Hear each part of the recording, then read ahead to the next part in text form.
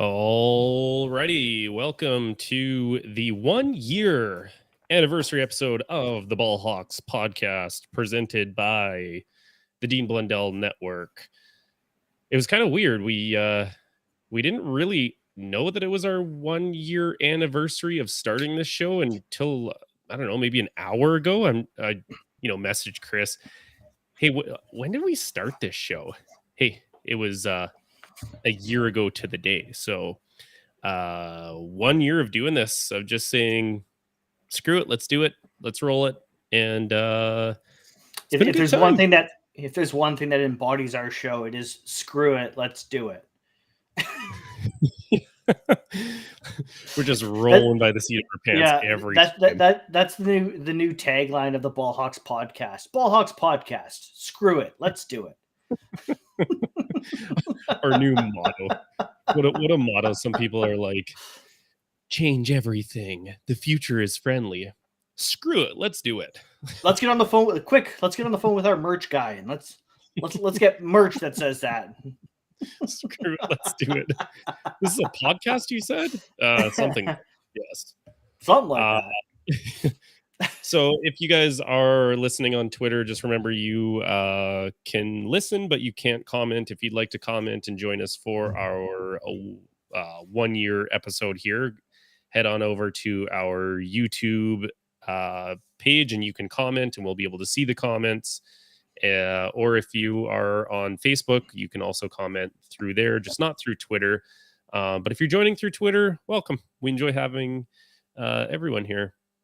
So, Chris, we enjoy your eyes and ears. Well, that's into the serial killer kind of thing. Like, we enjoy your ears. Hey, screw it, just do it. Screw it, just do it. Being the 55th episode on our 1 year, I could not think of a better line to play for the Terrell Suggs episode. Famously, in 2011, he said this. All hands off to the Pittsburgh Steelers. We respect them to death. But today was our day. Big Ben, the great quarterback, God can have his soul, but his ass belongs to me. But his ass belongs to me, and it would for the rest of his career. Sucks to be a Steeler fan. I don't know. Going from screw it, let's do it, to his ass belongs to me. It's a weird transition. I'll give you that. Yeah. I'm not sure what parallels you're trying to draw here, but there's nothing normal about our show, so it fits in well. I'm wearing a hockey jersey on a football podcast, so I was wearing mine. I was just like, it's going to be too warm wearing a hockey jersey, so we would have looked like twinsies. That would have been fun. It would have been real cute. So Chris, what's happening? What's new? How's the hip doing? Tragic. It's a tragedy, boys. Yeah.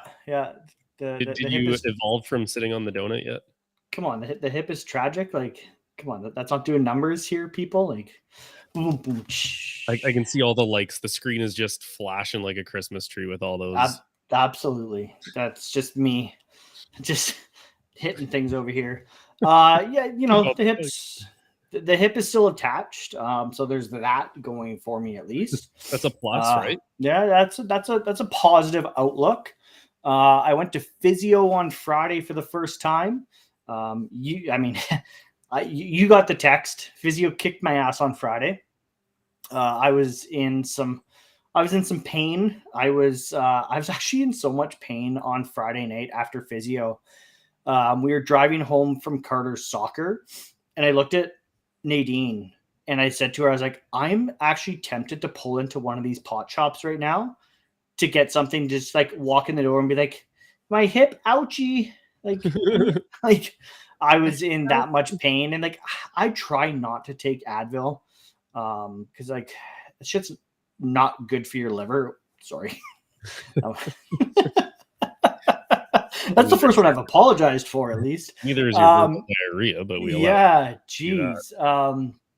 Yeah, like it's just not good for your liver to be taking pain pills all the time. So I was like, maybe I'll like go the natural route, but I didn't. I just put some ice on it and dealt with it. Surgery is still a possibility, but hey, whatever. I mean, 35 years old, getting hip surgery ain't no thing. Otherwise, I'm not gonna comment on that one because I feel like I'm not far behind in a second major surgery here. So I'm gonna knock on wood here that you don't have to. It sucks. Yeah, hopefully we'll see what happens. It's one of those things though where it's like I'm kind of torn, right? Because like the physiotherapist said to me, he's like, "This is something that put you through physio, put you through the processes.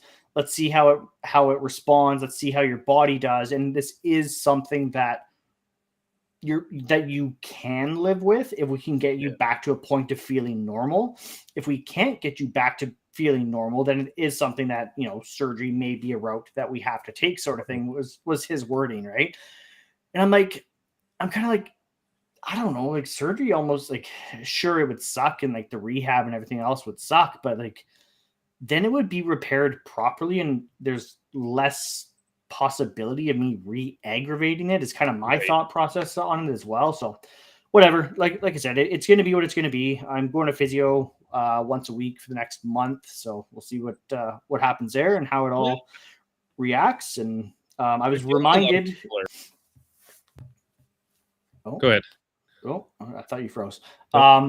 I was just saying, I was, however, reminded what a small town we live in when I went to physio. And when I got booked into the physiotherapist, I saw his last name and I kind of thought like, that's not a common last name.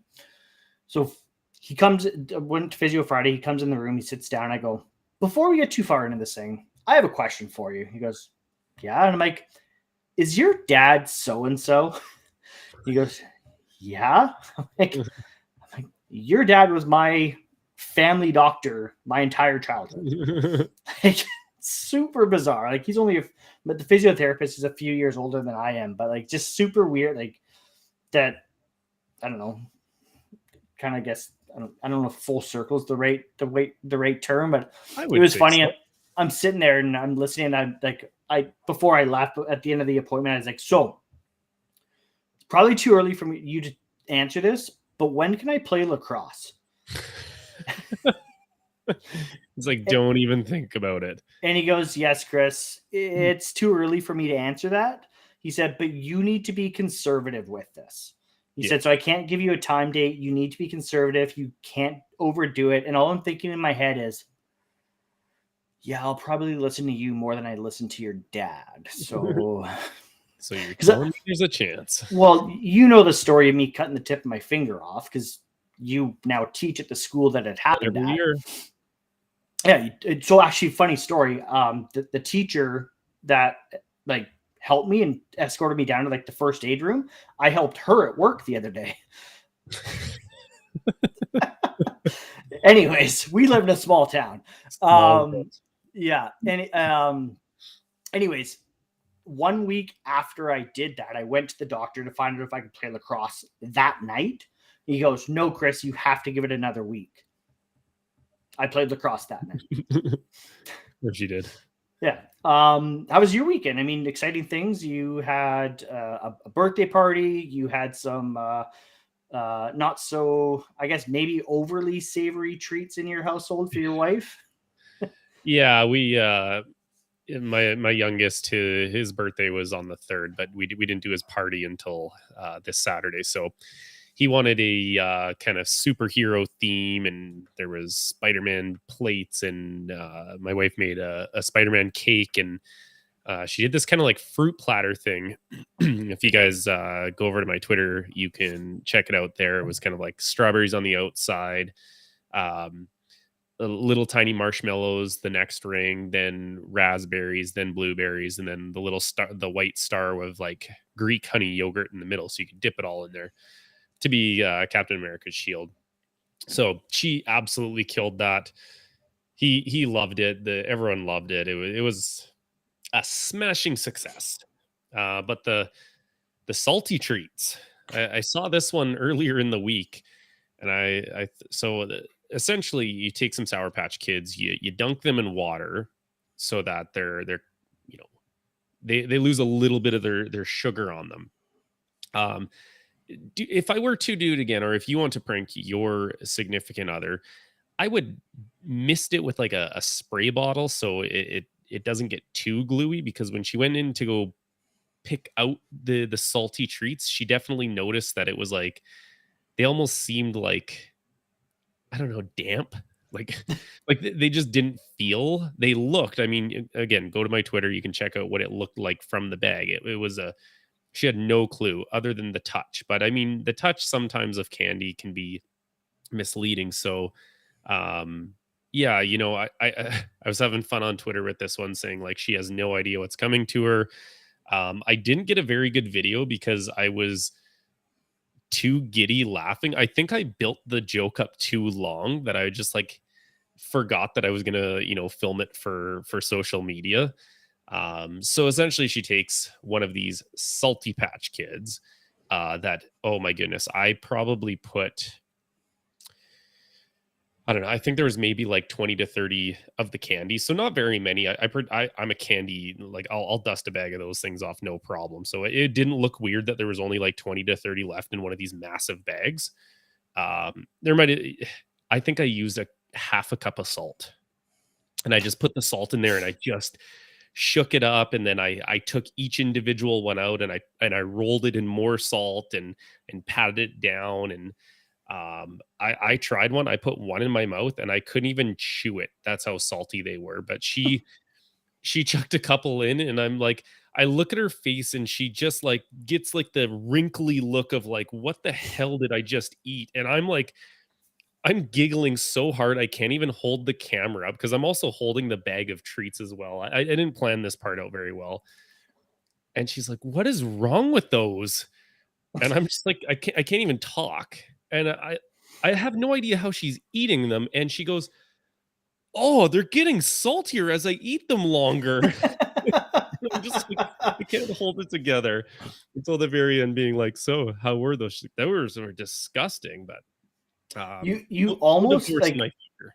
you almost should have, like, to prolong the prank, grabbed one and ate one yourself and like done your best to power through it and be like, I don't know what you're talking about. Like, these taste fine. Or like even like have held, like, I mean, if you had like really planned it, like have like a decoy one in your hand, like reach in the bag, pop it in your mouth. Like, I don't know what you're talking about. These taste fine to me. Here, try another one or something like that. I couldn't. So I did do that. I have like, so I took two of like the larger bags, and I ate quite a bit of them because I couldn't fit enough in there. And I put, the good ones back into a bag. So I don't want to waste that much candy. I like Sour Patch Kids. I did say to you when you sent me the picture, I said, I don't know, it looks like a waste of candy to me. Yeah.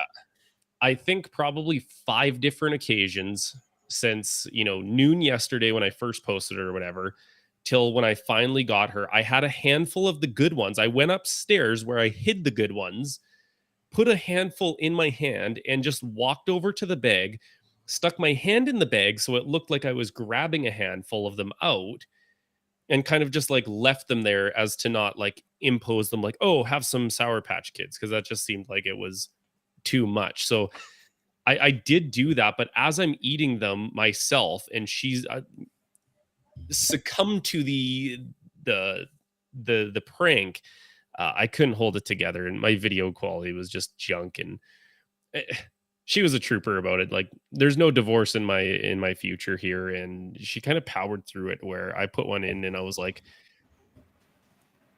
oh, like this is so gross. Like, yeah, I couldn't do it. Yeah, but we've always known that your wife was bigger, better, faster, stronger than you. So it's no surprise that she can like power through those candies.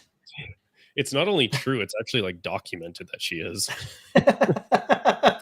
From most of my friends and even strangers. Yeah. Alyssa's not invited to the Ballhawks PP1 40-yard dash combine ever. Yeah, 'cause only as a spectator. She's not allowed to participate. no. This is my thing. I cannot.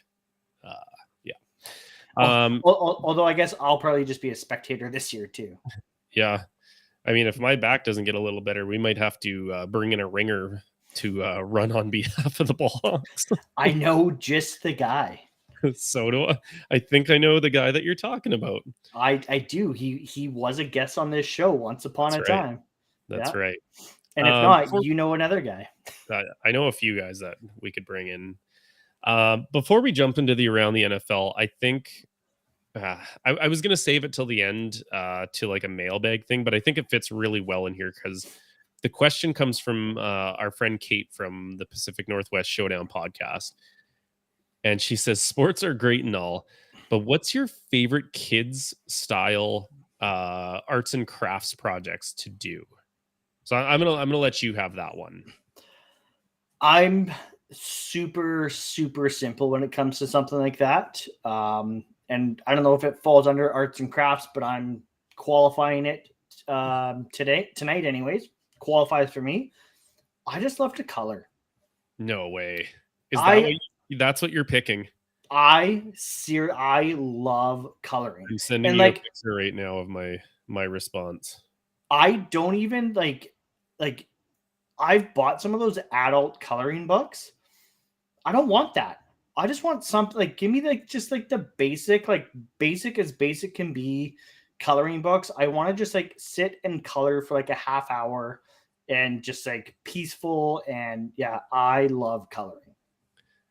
We were meant to do this podcast together. So if you're looking at the picture I just sent you of what I wrote down, because sometimes I forget what I'm going to even answer to it.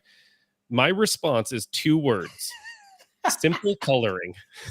Yes. And we did not plan that. Just like we weren't going to plan our Canucks jerseys. I agree. It's just therapeutic. It is. You have a coloring book. Your kids are occupied. They're having fun. It's just something you can shut your brain off, not think about adult things, and I think it's therapeutic anyways. And I'm not an artist at all. I'm not very good at arts and crafts. Like my wife, obviously, making Captain America's shield for a birthday party. I'm never going to do that. That's not my strengths as a human being. But you give me a coloring sheet and some colors and let me just check out, I'm there. Fun fact.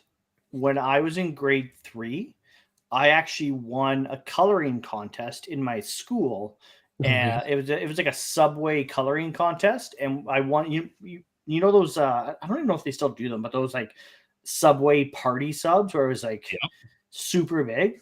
I won one of those for my classroom. Nice. Yeah, you were the big guy on campus after that. Chris totally won with his coloring skills, guys. I will just say, not all heroes wear capes. Yeah, I mean the Hulk doesn't, so exactly you've got something there. Science. If you're referring to yourself as a hero, you're sitting on a donut because of your bad hip. I don't have hemorrhoids, Steve. I already told you this. I don't know about you.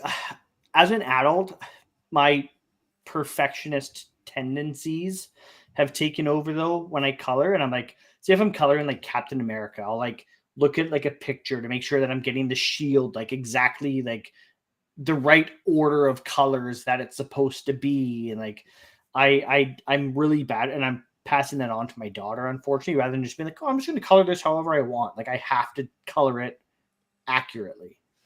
Yeah, I'm the same thing. I don't like coloring someone's eyes even the wrong color. Totally. Okay. It's not just me. Good answer. You know what? We're starting this episode off real well, Chris. I have big hopes for this episode. Did we just become best friends? Yup. Air high five. Woo! For you listening on podcast form. All right, let's do some NFL stuff. We talk football here. We talk a little bit of football, but sometimes we just talk life. Biggest news came, just 3-4 hours ago. And I saw someone say that they blame Adam Schefter for taking Brady's retirement post away from him. That was which is why. that was Michaela. Was it Michaela? It was Michaela. Yeah. Okay. I couldn't remember who it was from. So he says, these past 2 months, I've realized my place is still on the field and not in the stands. The time will come, but it is not now. I love my teammates and I love my supportive family. They make it all possible. I'm coming back for my 23rd season in Tampa. Unfinished business, LFG. That's a statement and a half. Now, is it bad that the first thought I thought of was not his legacy and like, oh, cool, we're going to get to see Brady for another year? Because, I've come around on that train of, appreciating the greatness that we're never going to see again, most likely. The first thing I thought of was, hey, in fantasy football in a keeper league, I have Mike Evans and Leonard Fournette. That did me wonders to either keep or as trade chips. I mean, I think Lombardi Lenny's a free agent, but yes. Is he? I think so. Oh. I don't know. I'd have to look into that. I'd have to look into that. I should probably look into that. Football. Don't quote me on that.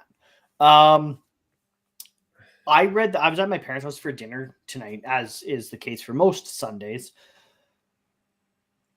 I read that tweet probably 4 or 5 times, and every single time I read it, I double checked to make sure the blue check mark was there.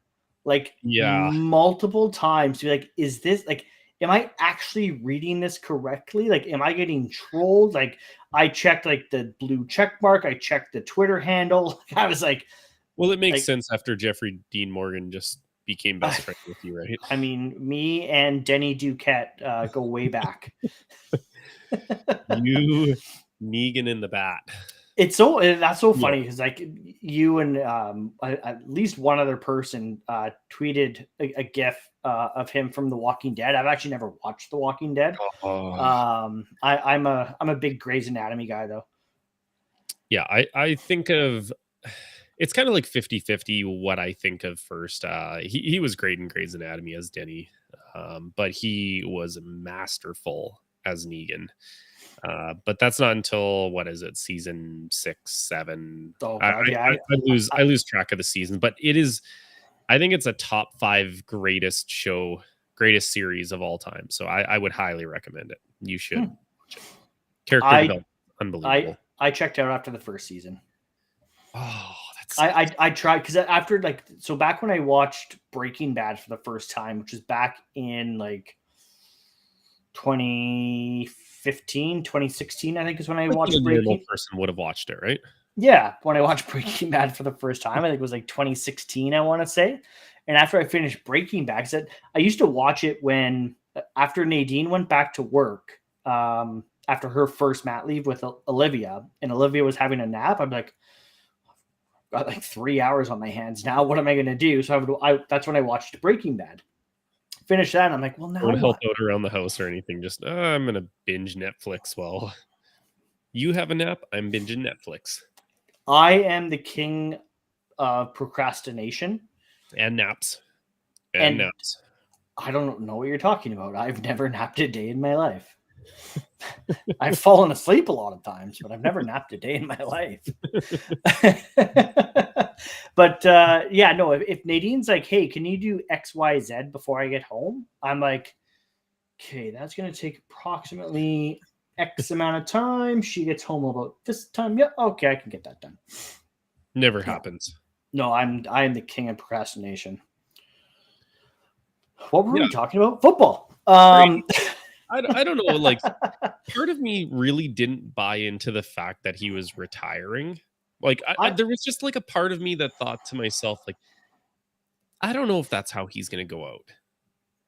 I just didn't know if I fully believed it. There was a whole bunch of stuff leading up to it. I know there was the thing that got leaked earlier today where he was talking with Ronaldo, and it was you'll have to see kind of thing when he asked him oh, so you're done.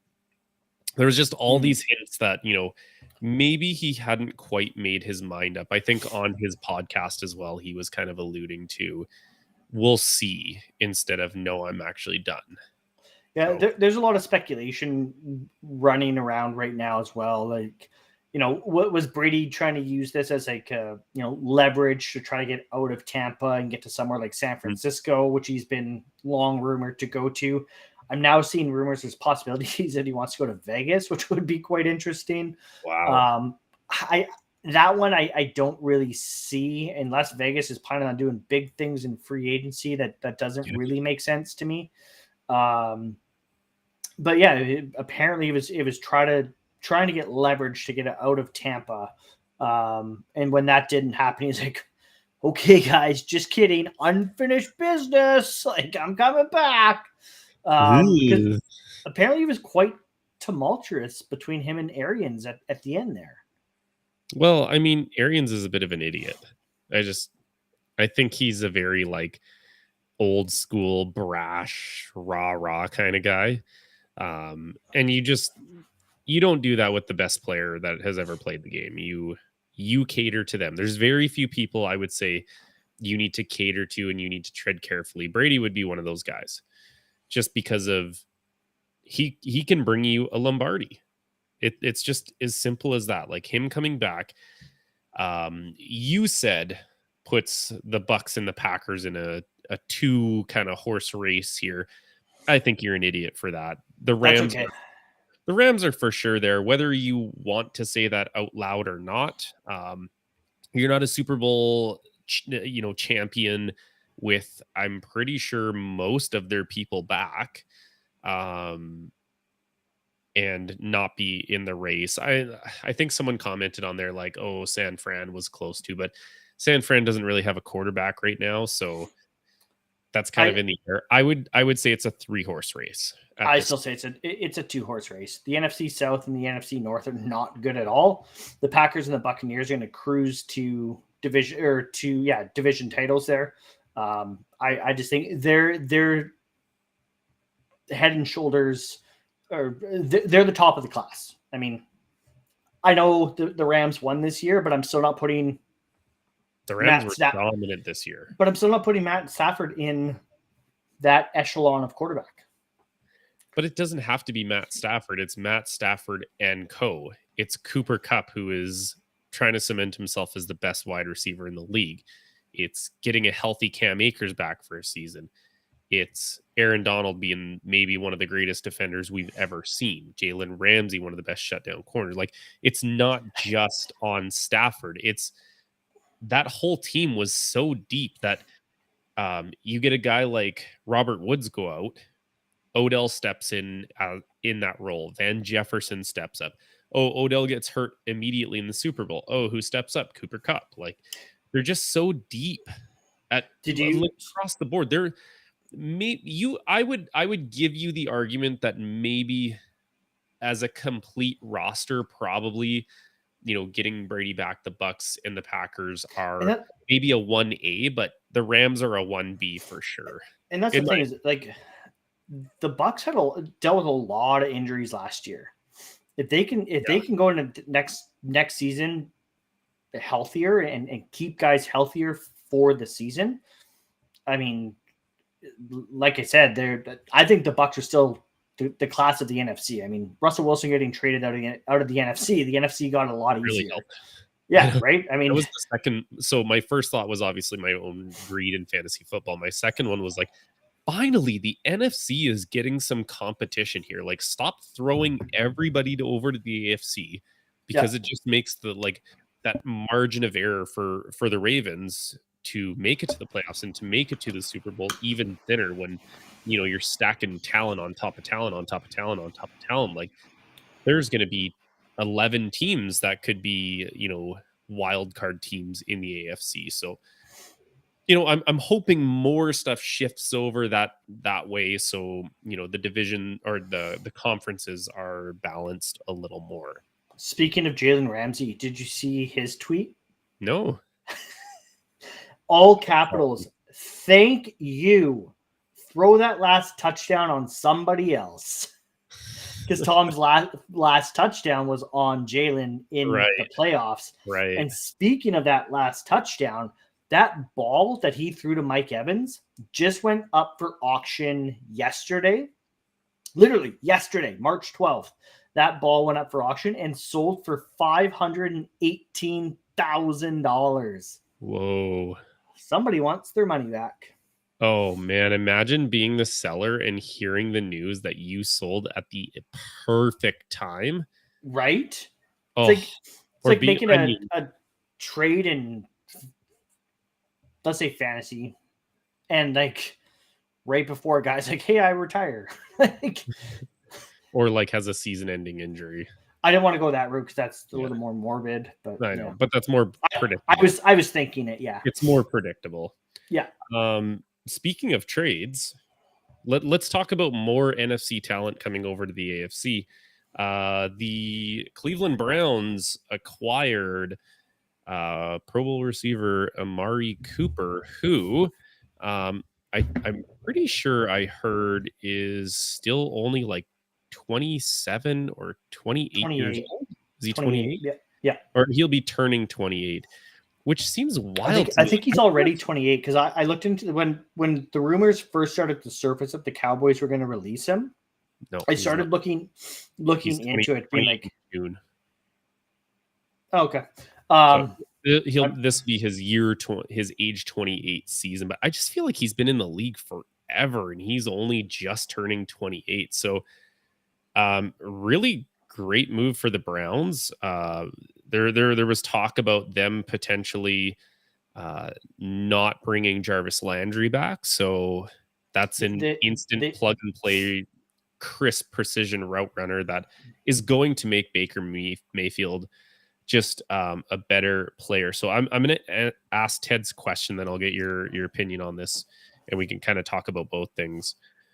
So he asked on Twitter, thoughts on the Amari Cooper trade to the Browns, talk value and how or if this changes anything for Cleveland.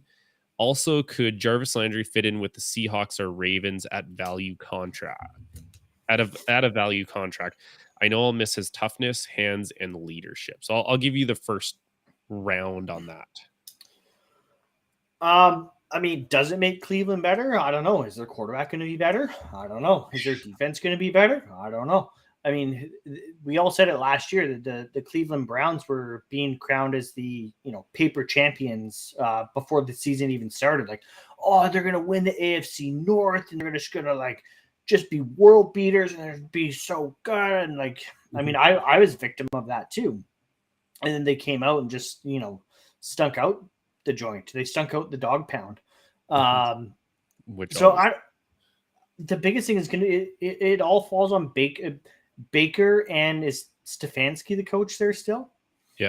Yeah, it falls on Baker and Stefanski still. Can they figure it out? Can they put it together? Can they come up with a game plan? Can Baker make the throws that he is expected to make?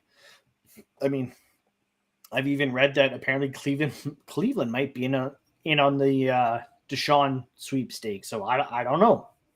Is Baker maybe on his way out of town? Who knows? Does it give Cleveland a top flight receiver? For sure. I think he's going to be a safety blanket for Baker, which I think is what he needs. Jarvis and OBJ maybe gave him elite receivers, but maybe they were too, I don't know how to explain what they are versus what Amari is, flashy versus, safety blanket, maybe something like that. Now Jarvis in Seattle, I would love that. I mean, Seattle's apparently in the market for a number 3 receiver. They don't know who's going to throw the ball yet, but hey, maybe Jarvis is going to come into Seattle and throw the ball. He does throw a mean left-handed ball. Yeah. So maybe we'll try out the old lefty quarterback thing. Yeah. I don't know.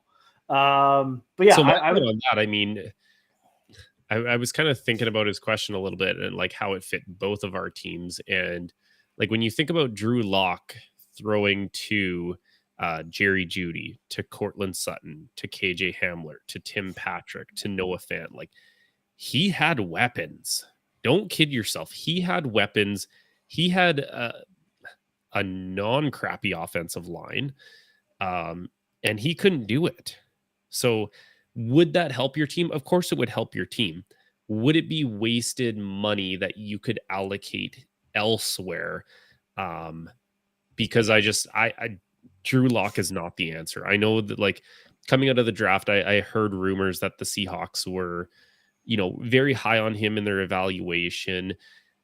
But you cannot look at his tape since coming into the NFL and say, yeah, okay, we were still really high on him in the draft process, so this must still be a guy that we can use.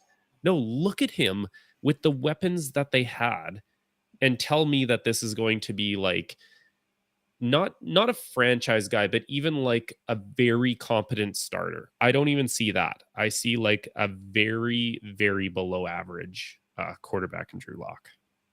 Yeah, I'm not excited about Drew Lock at all. Obviously, Seattle has to, in my opinion, still address that position, but we'll get into that later because we have another guy that we're still going to be talking about. How do you think? This directly affects you more than it affects me. What are your thoughts on Amari coming to the AFC North? Where do you think Jarvis fits on the Ravens or somewhere else? I mean, Jarvis Landry is as durable as they come. All that guy does is catch balls, contested balls over the middle. Like Ted said in his question there, sure hands. He doesn't drop passes. He is an absolute safety blanket. So kind of like you, Chris, well, of course it would make my team better. But I just wonder with, the Ravens cap space, they're pretty tight against the cap.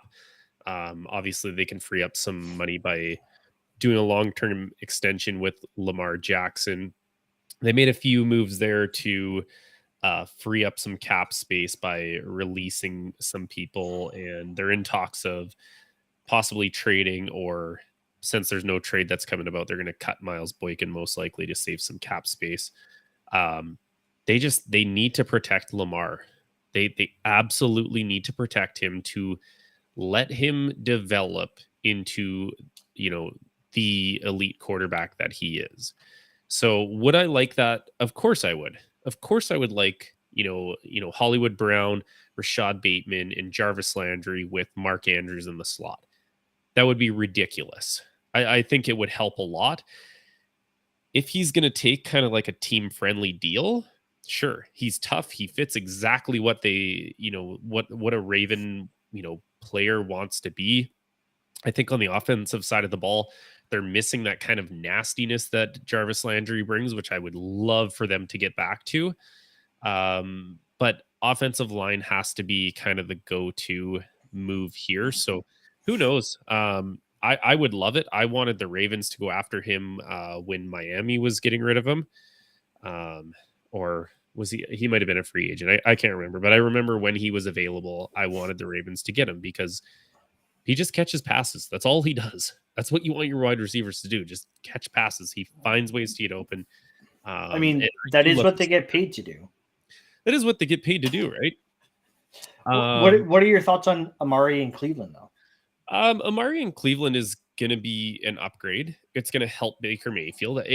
I don't see how it couldn't help him. Amari Cooper is an absolute technician when it comes to running routes. So you need a guy that can, play in rhythm with Baker. But also, if Odell Beckham couldn't help Baker, how is Amari going to help Baker that much more?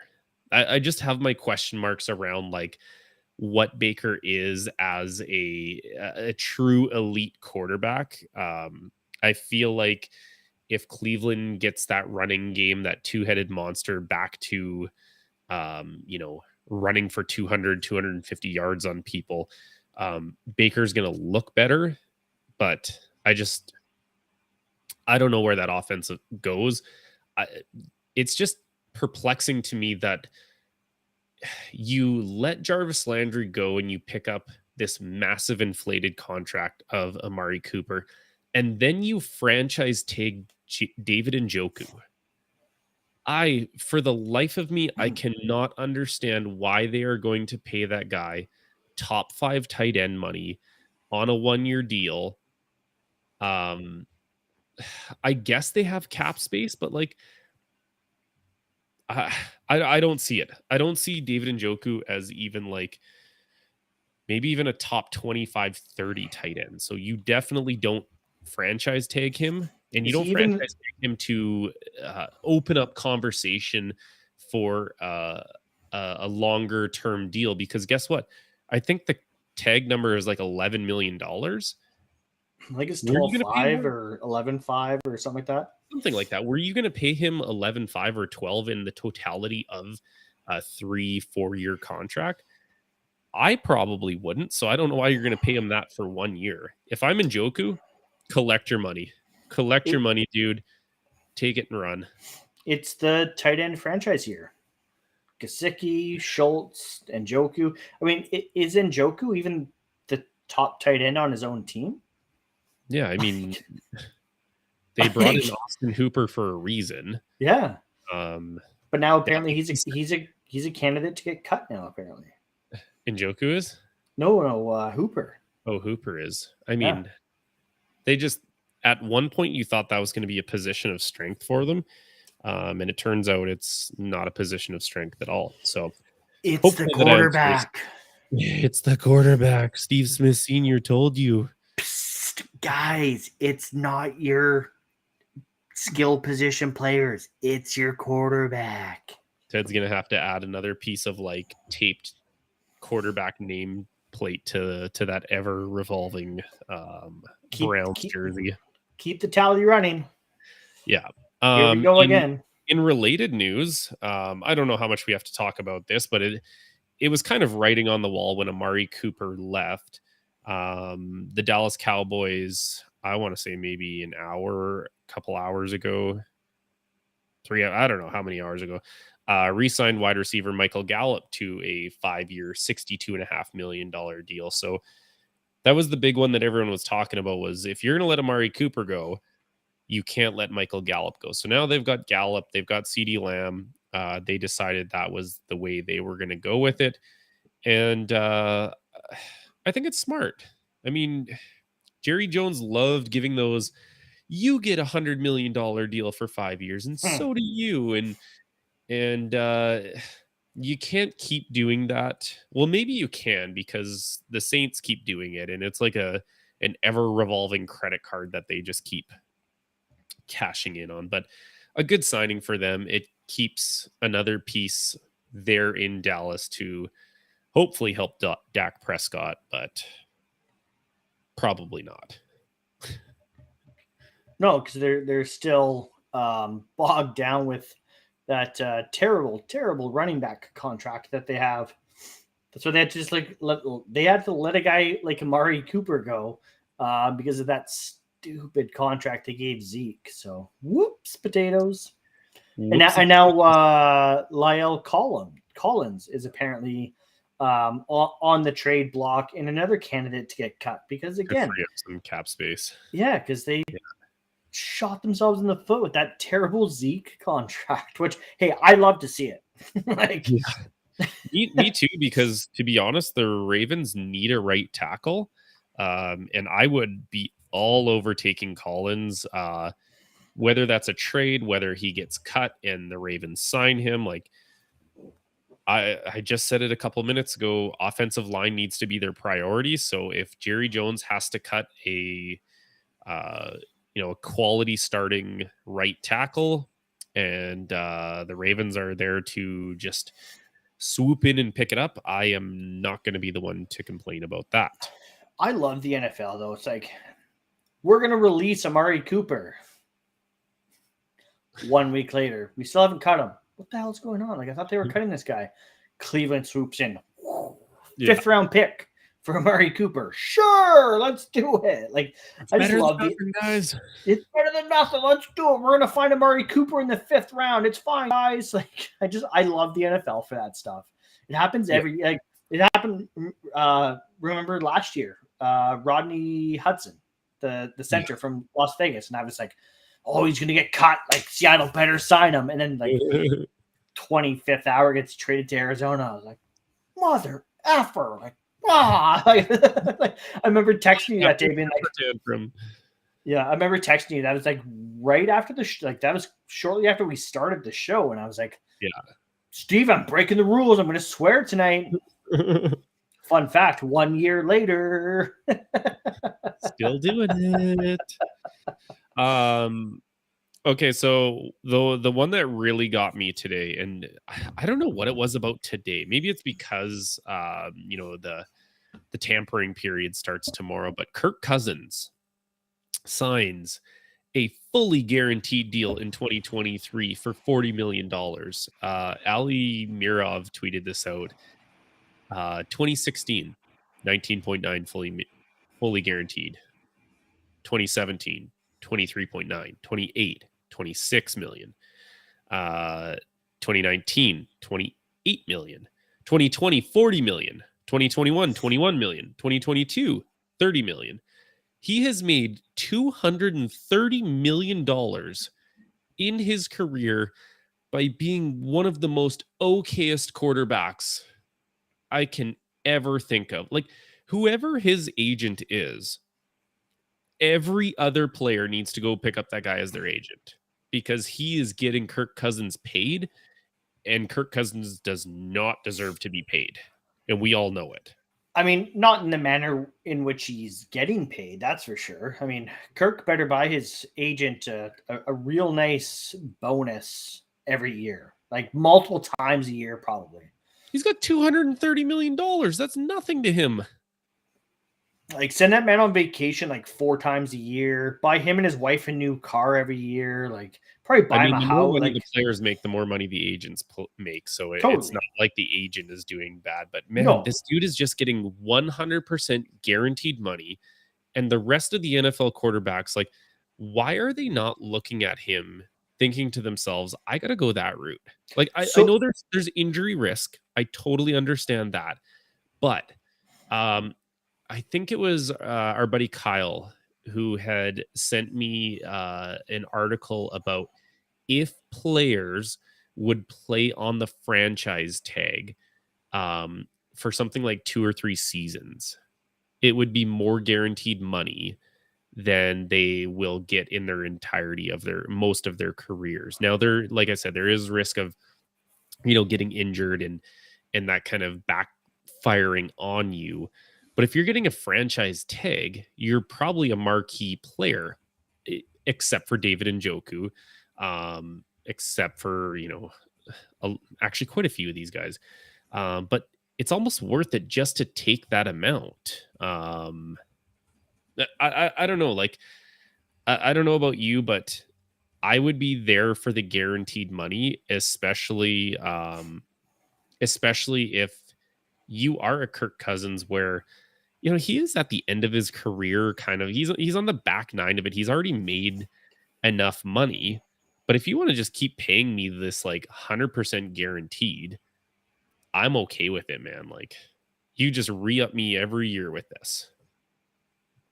So yeah, I mean, other quarterbacks have tried to get in that into that Kirk Cousins realm, but so many of them want term, right? So many of them are looking more so for term rather than just playing year to year. It's really what Kirk is doing, right? It is true. Like, he's giving up his security for guaranteed, and you know what? But this extension did come with a no trade clause. Really? Mm-hmm. And he got them to throw in an NTC. Yeah. So you did get a little bit of security there. I got to look up who this guy's agent is and who else he represents, because good for him, man. Okay, we got to talk about the Deshaun Watson rumors. We're not going to talk about the legal stuff. He was obviously not indicted by a grand jury, which we should note does not exclude him from a possible suspension. And it doesn't mean he's innocent. And it does not mean he is innocent. I think it was something like there wasn't sufficient evidence. I'm not going to get into that because that stuff really sets me off.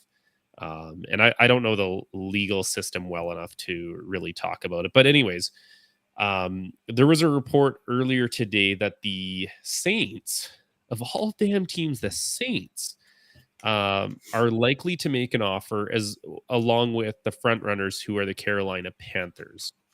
Apparently, they've both submitted trade offers, and it sounded like the Texans were not budging on their 3 first-round picks plus evaluation. And we should note Deshaun Watson is 26 years old. Legal stuff aside, he is an extremely talented quarterback who any of these teams, your Seahawks included, would be an instant upgrade and really put them into contention. I do like how it's a lot of NFC teams that are going after him, because if we can like balance the conferences out a little bit, like give them a little competition. And you got to think Houston is leaning towards getting him out of the AFC. Yes. I actually read earlier tonight the Saints are apparently the favorites in all of this.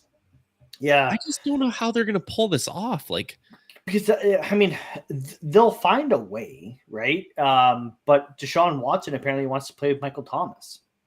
Wow. Because gives him that, DeAndre Hopkins type receiver that he hasn't had since Bill O'Brien sent Nuke Pack into Arizona. In one of the worst trades ever. Oh, in one of the most lopsided trades of all time. Yeah. So yeah, apparently, which there's conflicting reports, but apparently the 3 teams involved are the Panthers, the Saints, and the Seahawks. Yeah. The Saints are reportedly the front runner. And I've also read reports that the Seahawks are not in the Deshaun Watson sweepstakes. Apparently maybe they inquired, but they're not. You need to do your due diligence. Yeah, they're not aggressively involved. I don't think they've made an offer like the Saints and the Panthers have. Good. Thank you, Pete and John. Don't. I just from back to square one. If you go and spend all that draft capital, are you not just with like the exact same problem? What's the point of the Russell Wilson trade then? Right. What's the point? I understand you have younger at quarterback. You got younger at quarterback. You're paying more. You for sure are going to have to pay more than what you gave up to, or than what you got for Russell Wilson, and you haven't addressed the depth of your team and the weapons around, including the offensive line. Yeah, your offensive line, your edge rushers, your DBs, you just released Bobby Wagner. You got to need a middle linebacker. Like, I don't understand it. So many people are like, oh, like they need a quarterback. I'm like, yeah, okay, they need a quarterback, but why do they need a $40 million quarterback? Right. Like, let's use this cap space that you've created. I mean, we were talking about it before we went on air. The Seahawks are going into next year with $140 million in cap space next season, or in the 2023 season. The 2020 currently they have about $50 million in cap space. Yeah. Why are you putting yourself in a position to give up that cap space, give up the draft capital that you just acquired? I said it on our Russell Wilson episode. Let's restock the shelves. Like I said, I'm okay if they punt quarterback until next year. I mean, if they take Malik Willis 9th overall, I'm not going to be upset either. But I would rather see them shore up the offensive line, shore up the defensive line. Let's find some this is a deep draft for edge rushers and DBs. What does Seattle need? Edge rushers and DBs. Let's shore up those positions and get younger and better align that, as these edge rushers and these DBs start to come into their own, that we also have a young quarterback coming into his own as well. Let's better align the roster like you did back in 2012 with Russ and these, Earl Thomas and Richard Shermans and Cam Chancellors and Bobby Wagners and go out in free agency and find a Michael Bennett and a Cliff Averill and just better. You've done it once before. You know the blueprint. Let's do it again. We don't need that $40 million quarterback right now. Now, I am going to play a little devil's advocate here. Let's One do thing I it. heard one thing I heard you say was, let's shore up some other positions of need, like edge rusher. Well, this draft particularly is loaded with edge talent, loaded with linebacker talent that you can find in the, the second, third, fourth, fifth round. So I think if the Seahawks go with Deshaun Watson, here are some of the reasons they might. That being one. Two, the free agents in free agency right now has a lot of very good offensive linemen where you could pluck two of them, like with $150 million. Yeah, 40 of it would go to Deshaun Watson. Maybe you can get them to retain some of that salary.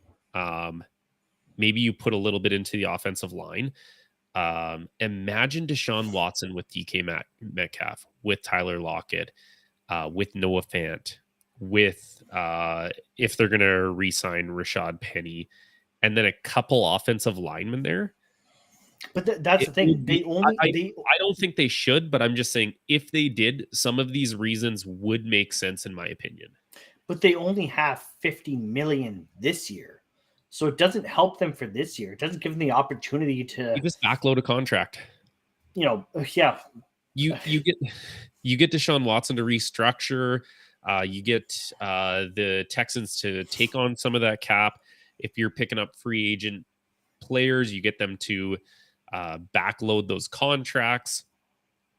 I think there's a little hint of me for you that wants to see this happen to put you back in contention right away. It might mask some of those problems you were highlighting, that they're not a complete team. But it would be exciting. Sure it would. I mean, like you said, and there's no denying it. Deshaun Watson's a very talented football player.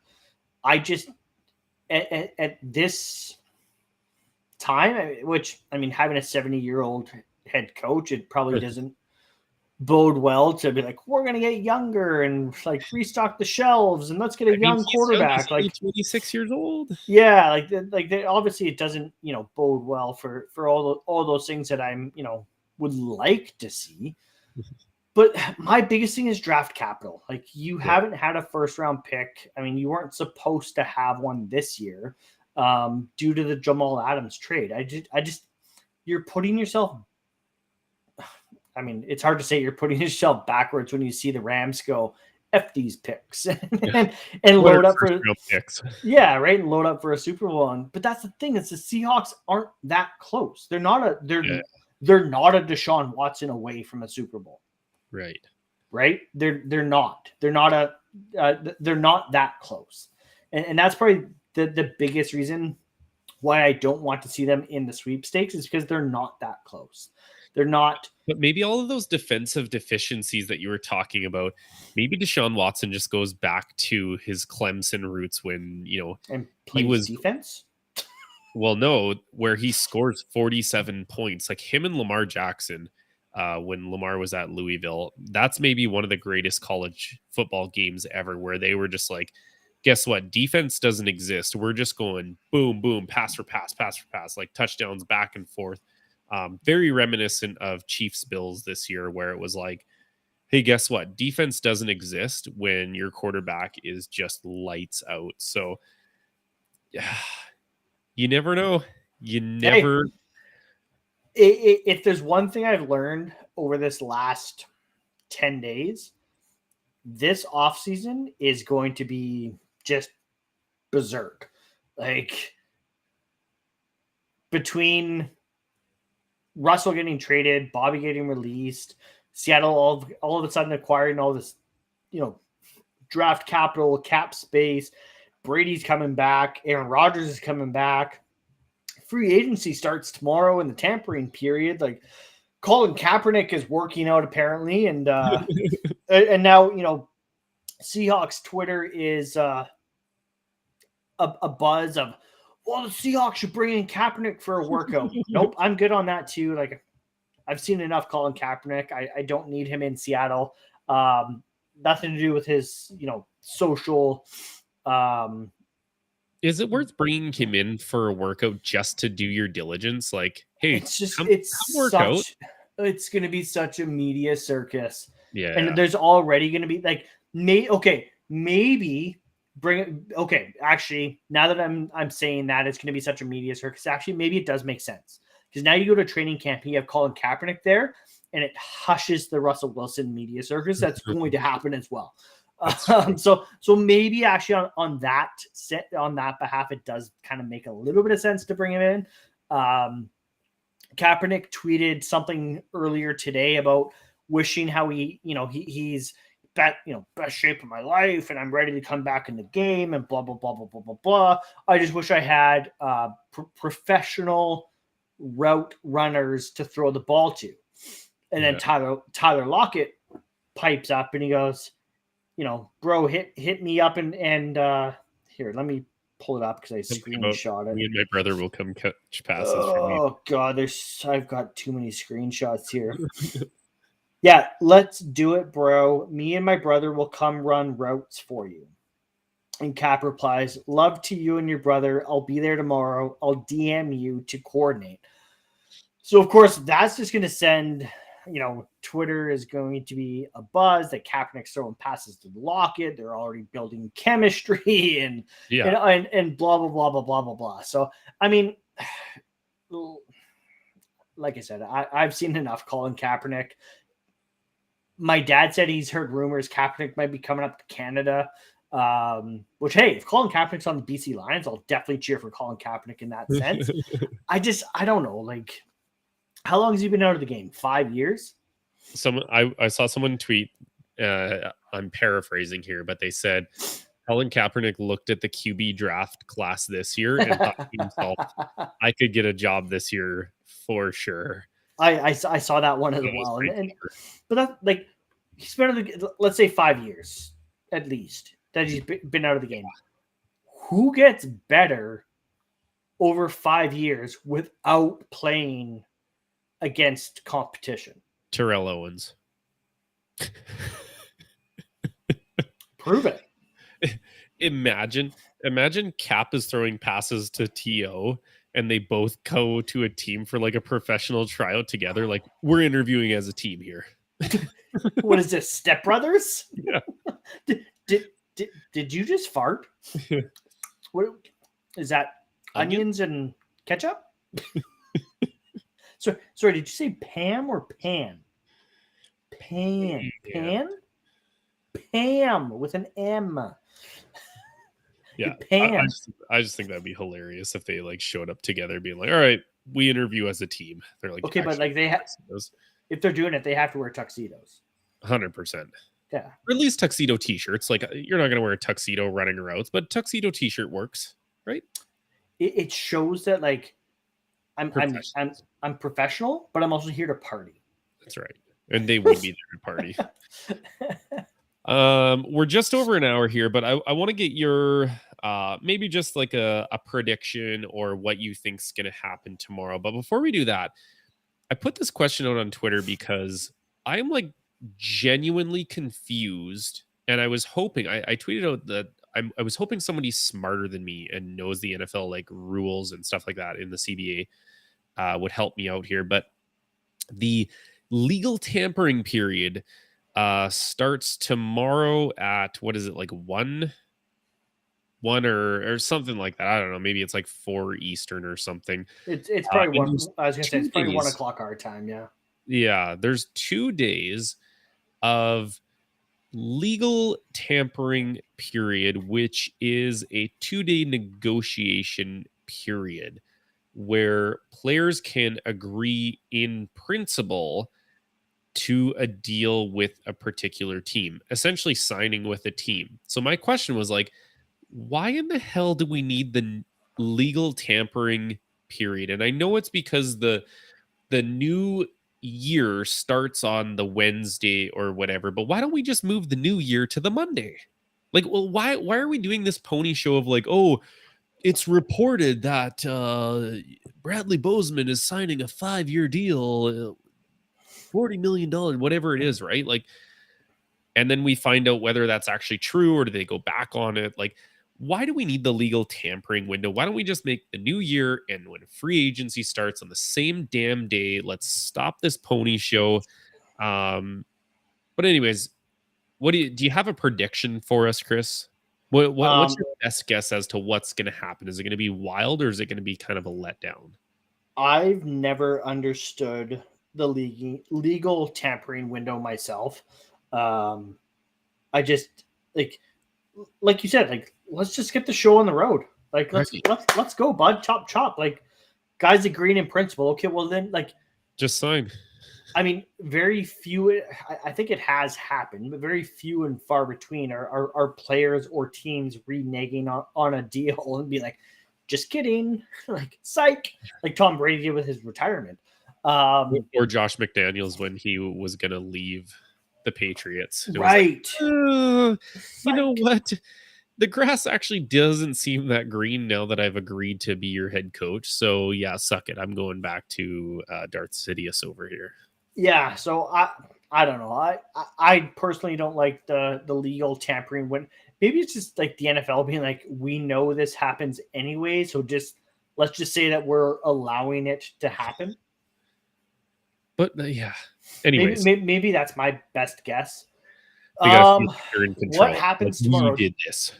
JC Jackson absolutely destroys and resets the market for cornerbacks. Where does he go? Chargers. Ooh.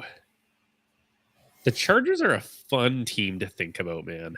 Yeah. Like, I don't like it because that's, another team that the Ravens have to vie for either like a playoff spot potentially if they don't win the division. But they're just fun to watch. And man, would he be fun on that defense with. Yeah. That's a really good pick. I could see that happening. My prediction is that it's going to be eerie quiet. I feel like too much stuff has happened right now on the eve of the tampering period where guys are, being traded, but they can't actually be traded until the new year begins kind of idea. Kirk Cousins re-upping, Russell Wilson leaving, Brady coming back, Rodgers coming, like so much stuff is happening right now. And like some of the stuff we haven't even talked about. I just looked at this one, happened 22 minutes ago. The Bucs and Ryan Jensen agreed to a reported 3-year contract. Oh, the $39 million. So came back to Brady. That's a big name coming off the market. Holy, there was a lot Ravens fans wanted. There was a lot of Seahawks were saying. There's a lot of Seahawks fans were saying, give Jensen the bag. Like, That's a big name coming off the market, and for sure that's Brady's influence big time. 100%. He was like, well, I'll go test the market to see who I can play with. Oh, Tom's coming back for another year. Like, I'll come back for another Super Bowl. Like, I'm still getting paid. Like, I got paid on the first contract when I left Baltimore. Now I'm getting paid $13 million a season, and I get to play with the GOAT. Sure, why not? Take my money and twist my rubber arm. Yeah, holy, that's. I just feel like so much stuff is happening right now, and I mean the tampering period doesn't start until the afternoon. I feel like all of these teams that want to get stuff done, that need to solidify things, are solidifying it. I mean, there was, Max Crosby re-signing. There was, Matt Ryan restructuring his contract to stay. Like, there's just so many things have happened already that I think there's going to be this lull period to start until one of the really big names. Maybe you're right. Maybe it's the JC Jackson is the big piece that finally drops. I don't think right away, but maybe that's a piece. There's going to be a big piece that drops, and then it'll be a domino effect. But I think there's going to be a quiet period in the first, 4, 5, 6 hours. I mean, we're calling it legal tampering for the next 2 days. You don't think these guys haven't been negotiating for the last week anyways? Like I said, how do you just agree to a deal all of a sudden? Yeah, all of a sudden at 1:01 1 in the afternoon, Yeah. Pacific Standard Time. So and so JC Jackson's agreed to a deal with the LA Chargers or whatever it may be, right? Yeah. Like, you're telling me it took him 1 minute to make that decision? Yeah. Like, yeah. So I don't know. I think it's going to be busy. I think things are going to be happening fast and furious. I mean, there's still a lot of rumors, trade rumors, release rumors. Like Frank Clark is a name coming up right now that he might get cut. So things are going to be happening, man. I mean, I hope I'm wrong. I hope you're right, and I hope 101, whatever that time is. I hope things just come flying through the mill there. We're probably gonna have to do another episode. Maybe tomorrow night, maybe Tuesday night. We'll have to coordinate at least one more episode this week. Like this week's gonna be nuts. So yeah, and it's kind of weird. Like, bringing this episode full circle here. We're almost at a time here. This is the exact year ago that we started, and I remember you and I looking at each other and thinking to ourselves, "Are we seriously going to start a podcast like a month after the Super Bowl is finished? Like, what are we going to talk about? What are we going to do for a podcast? What's our content going to be?" And it just, there's so much that happens all of the time, at least up until, draft, until a little past draft. And then you get a little dog days of summer there. But there's going to be enough stuff to talk about where we're probably going to have to do at least one more episode this week to get it all there. And that's the funny thing too, is like a year ago, it's like one episode a week. We don't need to do more than one episode a week. And now it's like a year later, and like multiple times this past year where we're like, gotta do an episode, gotta do an episode. Like, yeah, like run it back. Like, something's happened. We got to talk about it. Like, I mean, last week, prime example, like Sunday, like, okay, let's do our first episode in a month. And then all of a sudden, 2 days later, Russell Wilson gets traded out. Got to do an episode. Like, we got to talk about this. Yeah, we do. Yeah. I guess you're right. Like, it's so funny because last week, my wife, like, cozied up to the couch to me. What was that, last Tuesday? I want to say. And she like cozied up to me on the couch. She's like, my wife doesn't really ever cuddle me. She's not a that's not her love language. And she goes, "Are you doing anything tonight?" I'm like, "Nope, free schedule." I'm like, "Why? Like what are you doing?" It's my first thought process is like, "Why? What's your plan?" She goes, "I just want to spend time with you." I'm like, yeah, no problem. Like, I'm not like, I've got no lacrosse tonight. Like, I'm not going to soccer or yada, yada, yada. And then all of a sudden Russell Wilson gets traded. I'm like, so I got a podcast tonight. Like, promise I made. And you know what? That's why, when I was giving an appreciation post to people, that I thanked our wives first, because it is absolutely true that, last Tuesday I was at volleyball, just sitting in the parking lot, waiting a few minutes to jump in when I saw all this news and telling you that we got a podcast. And of course I messaged her saying, "So, I haven't seen you all day. Wait. In the afternoon, and I'm going to go podcast tonight too. So thanks." I have a question for you. Did you blame me? She's like, "Chris says we have to podcast tonight." Nope. I blamed you. Oh, okay. That's fine. I was like, "Steve thinks we should podcast today." I'm like, he's kind of right. I totally threw you under the bus. But that's clever wording, because I was the one that brought it up. Not that you didn't think we had to, but you were like, "Oh, Steve mentioned that we should podcast," which is factually correct. You just added a little air of like making me get run over by 18 wheels afterwards. Yeah. No big deal. All good things. But yeah, no, I definitely want to give a big thank you to my wife, first and foremost, for allowing me to seclude myself in my basement so I can podcast with this handsome fellow to my screen left. once or twice, or I don't think we've done 3 times a week, but hey, who knows? Anything could happen. Never say never. This could be the week. Yeah, for the past year. And I mean, we typically try to schedule it post kids' bedtime. But of course, you know, things have happened and we've had guests and we've had to do it in the middle of the day or before bedtime. And, you know, my kids have interrupted more than one podcast for sure. I mean, the Pilot Pete episode, I think both my kids made an appearance that episode. I know for sure when we had Dave and Jay Andrews come on, I know for sure my daughter interrupted that episode. It's part of it. I mean, we are dads first and foremost, and if our kids ever interrupt an episode, we just embrace it. But yeah, thank you definitely to my wife. Thank you to your wife as well for allowing you to take the time away from her and the fam to make this happen. And thanks to, I mean, we have so many, I posted that I didn't want to start like listing off people who were kind of like, you know, very vocal supporters, because we do have just so many supporters across the world, really.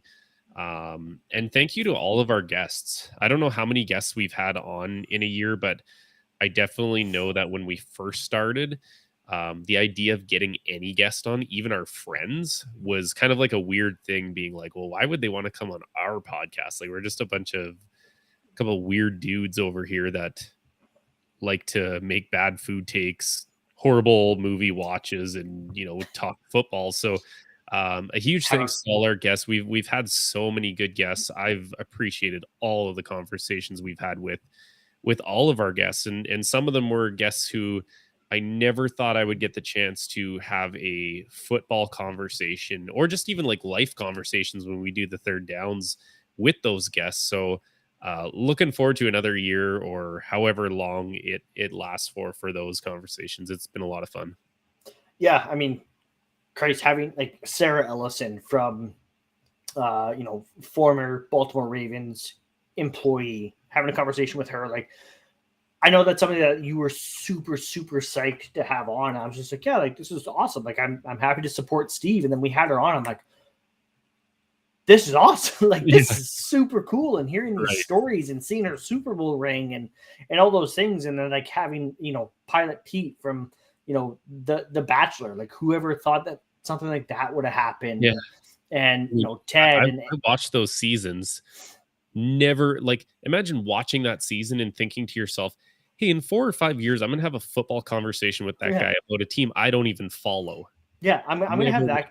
I'm going to have that guy offer to run the New York Marathon with me. Like, yeah, who would have thought? So let's see how the hip does, Pete. I'll have to get back to you on that one. And then like having our buddies Ted and Andrew come on, having Jay and Dave from you know, Packers, you know, a couple cheeseheads come on and join us, and Jake Vogel coming and joining us. It's been a really fun year.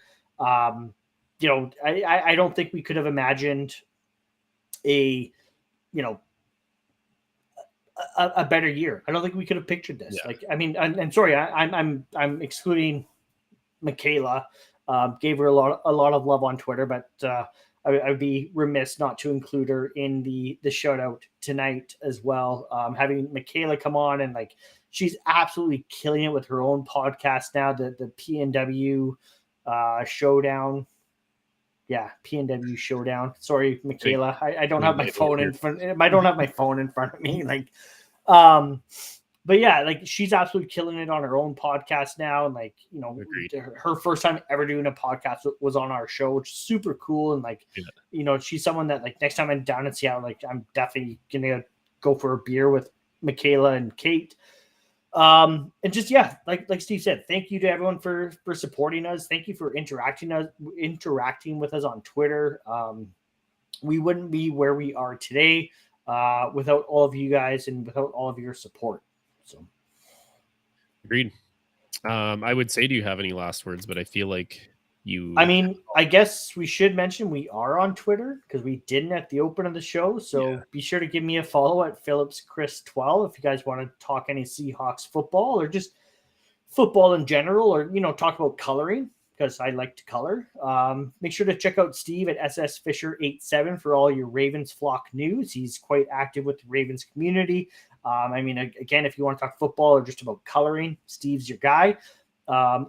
Teaching. He knows a thing or two about teaching the youths. Thank you to Dean Blundell and the Dean Blundell Network for bringing us on. I mean, we jumped on with them pretty early into this whole thing, and again, big shout out to them for supporting us and helping us get to 1 year of doing this show. Follow us on Twitter at ballhawks_pod. As always, guys, you know what's coming. Go Hawks.